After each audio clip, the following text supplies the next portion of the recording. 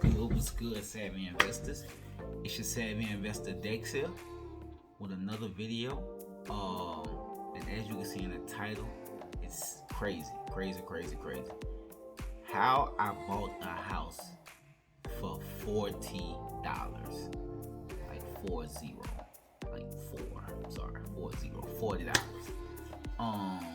Boom. So without further ado, let's get right into it.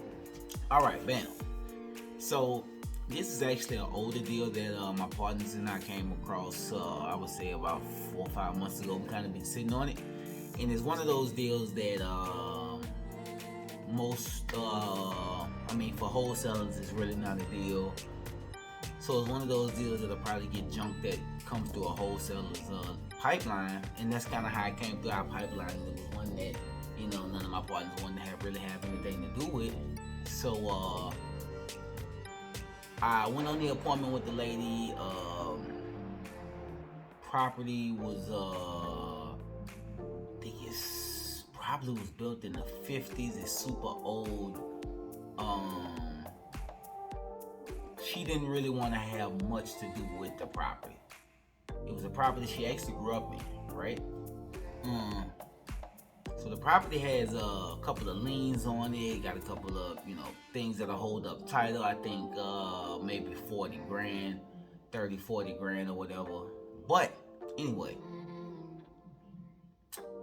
I'm just talking to the lady and I just asked her, I say, well, it seems to me like you hadn't named anything positive about the house outside of the fact that you grew up in the house, right?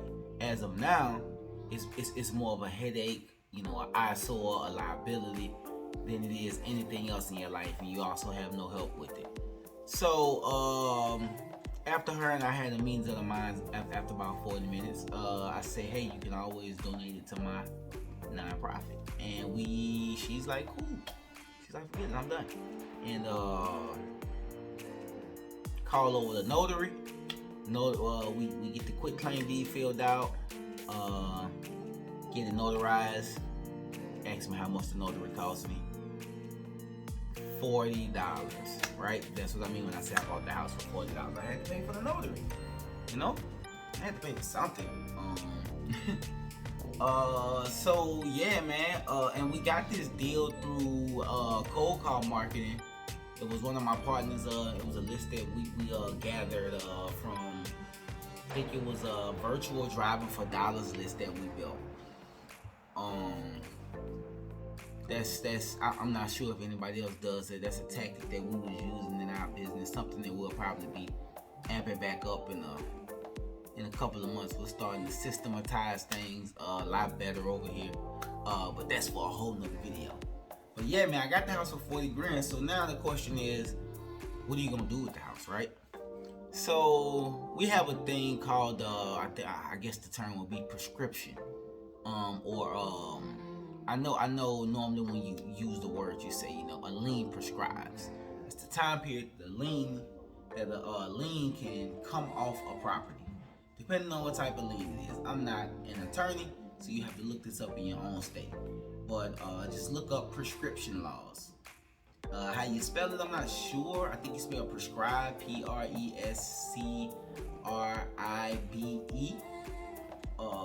So look up those laws in your state. So with this property, I think most of those liens are falling off in the next year or so, if not this year. And from there, I'll probably dispose the property, or I'll dispose the property with the liens attached to it.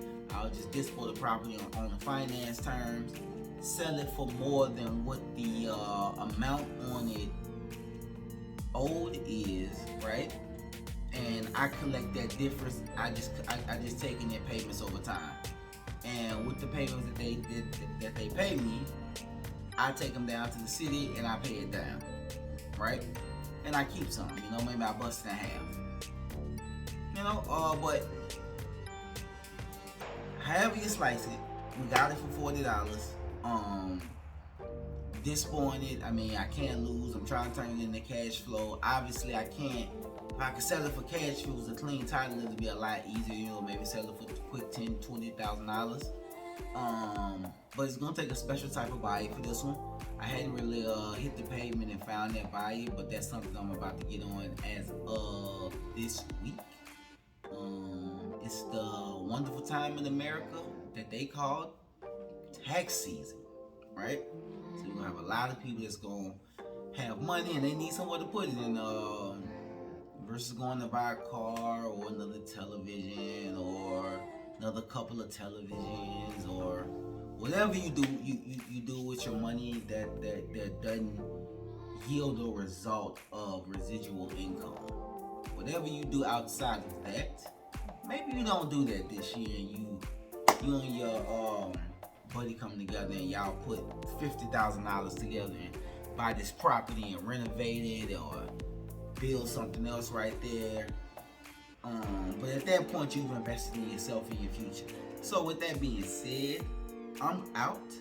I've been wanting to drop this video for a minute. I appreciate y'all for tuning in.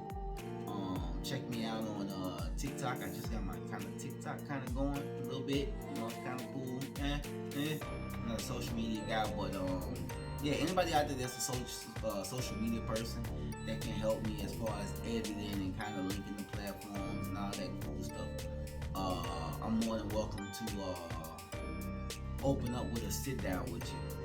Open up and have a sit down or something more, however we do it. But I definitely appreciate y'all for tuning in, man. Like I said, check me out on TikTok at SAVYINVESTORDEX. Check me out on IG at Real Savvy Investor and on Facebook at Dexter Brown. Y'all be cool. Y'all stay blessed and y'all definitely stay savvy. I'm out. Bang.